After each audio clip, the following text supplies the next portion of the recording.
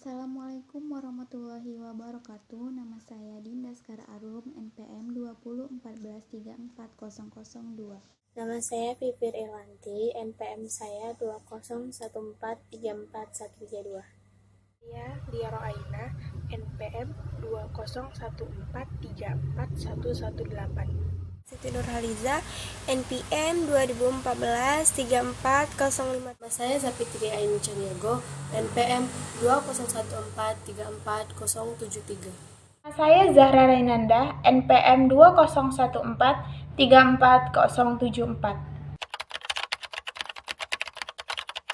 Saya di sini ingin menjelaskan tentang konsep dasar pembelajaran tematik.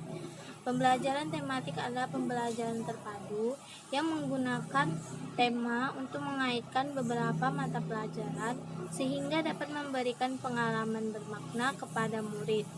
Tema adalah pokok pikiran atau gagasan pokok yang menjadi pokok pembicaraan.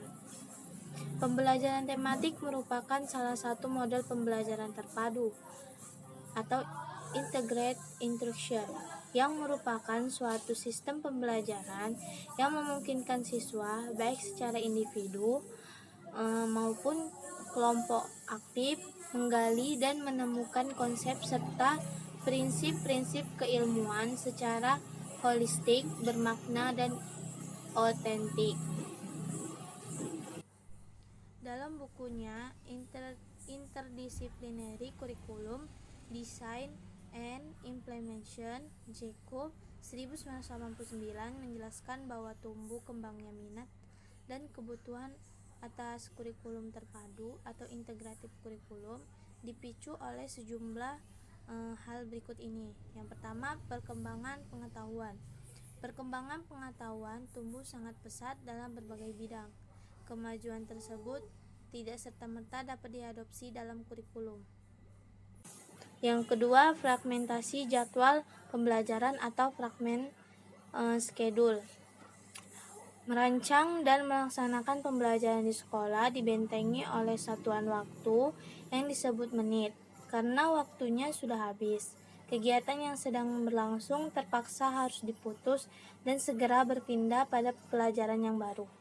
Yang ketiga, relevansi kurikulum. Kegiatan pembelajaran yang dialami anak menjadi membosankan dan tidak berguna ketika mereka tidak mengerti untuk apa mempelajari matematika, IPS, IPA, dan sebagainya. Pembelajaran hanya dilakukan demi pelajaran itu sendiri atau sekedar menghadapi tes dan ujian. Yang keempat, respon masyarakat terhadap fragmentasi pembelajaran. Ketika seorang calon dokter dididik menjadi dokter, ia tidak hanya diajar tentang hal-hal yang bersifat fisik, biologis, dan media. Ia pun diajari pula tentang filosofi manusia, psikologi, etika, dan komunikasi yang dapat membekalinya dengan penyikapan terhadap manusia secara utuh. Saya akan menjelaskan tentang pengertian pembelajaran tematik. Pengertian pembelajaran tematik dapat dijelaskan sebagai berikut. 1. Pembelajaran yang berangkut dari suatu tema tertentu sebagai pusat yang digunakan untuk memahami gejala-gejala dan konsep-konsep baik yang berasal dari bidang studi yang bersangkutan maupun dari studi lainnya. 2. Suatu pendekatan pembelajaran yang menghubungkan berbagai bidang studi yang mencerminkan dunia real di sekeliling dan dalam rentang kemampuan dan perkembangan anak. 3. Suatu cara untuk mengembangkan pengetahuan dan keterampilan anak secara simultan. 4. Menggabungkan suatu konsep dalam beberapa bidang studi yang berbeda dengan harapan anak akan belajar lebih baik dan bermakna. Baik, saya akan menjelaskan tentang landasan pembelajaran tematik. Landasan ini terbagi 3, ada landasan filosofis. Landasan filosofis ini adalah ada aliran progresivisme. Aliran ini yang perlu ditekankan untuk pembentukan kreativitas peserta didik. Yang kedua itu ada aliran konstruktivisme.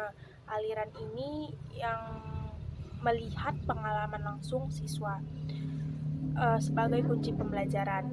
Ada aliran humanisme.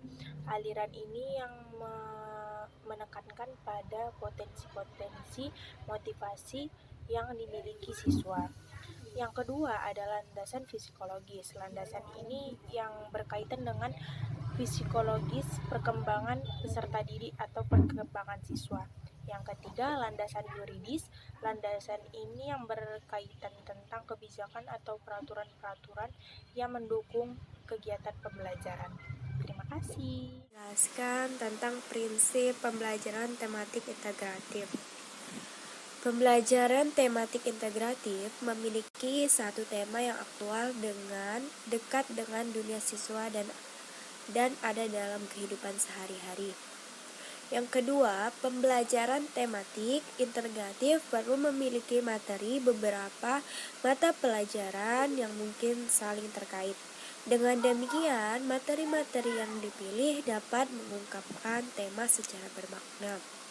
Yang ketiga, pembelajaran tematik integratif tidak boleh bertentangan dengan tujuan kurikulum yang berlaku, tetapi sebaliknya, pembelajaran tematik integratif harus mendukung pencapaian tujuan untuk kegiatan pembelajaran yang termuat dalam kurikulum.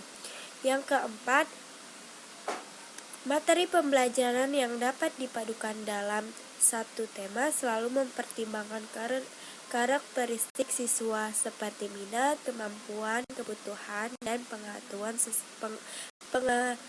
pengetahuan awal.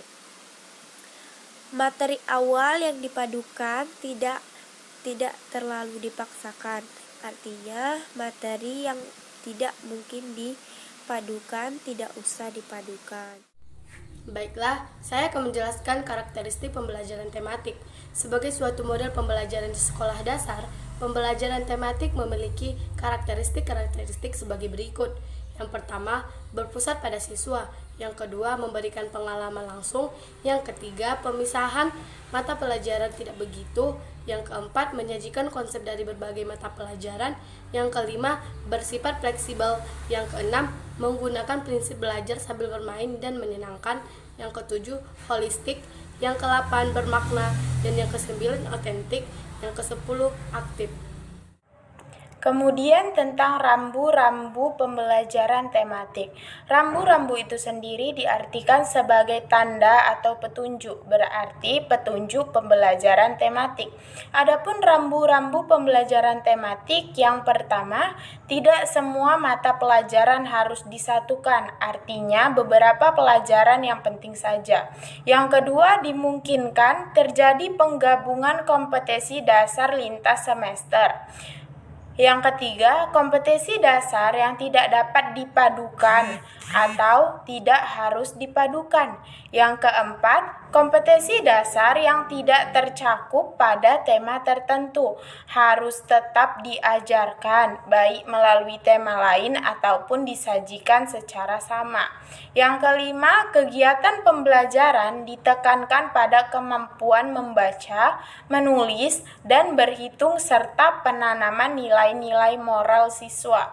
Yang keenam, tema-tema yang dipilih disesuaikan dengan karakteristik siswa, lingkungan, dan daerah itu sendiri. Kemudian kita membahas tentang kekuatan dan keterbatasan pembelajaran tematik. Pembelajaran terpadu memiliki kelebihan dibandingkan pendekatan konvensional, yaitu sebagai berikut. Yang pertama, pengalaman dan kegiatan belajar peserta didik akan selalu relevan dengan tingkat perkembangannya. Yang kedua, kegiatan yang dipilih dapat disesuaikan dengan minat dan kebutuhan peserta didik. Yang keempat, seluruh kegiatan belajar lebih bermakna pada peserta didik, sehingga hasil belajar akan dapat bertahan lebih lama. Yang keempat, pembelajaran terpadu menumbuh kembangkan keterampilan berpikir dan sosial peserta didik. Yang kelima, pembelajaran terpadu menyajikan kegiatan yang bersifat dengan permasalahan yang sering ditemui dalam kehidupan atau lingkungan peserta didik. Yang keenam, jika pembelajaran terpadu dirancang bersama dengan meningkatkan kerjasama antara guru bidang, kajian terkait, guru dengan peserta didik dengan peserta didik atau guru dengan narasumber, sehingga belajar lebih menyenangkan, belajar dalam situasi nyata dan dalam konsep yang lebih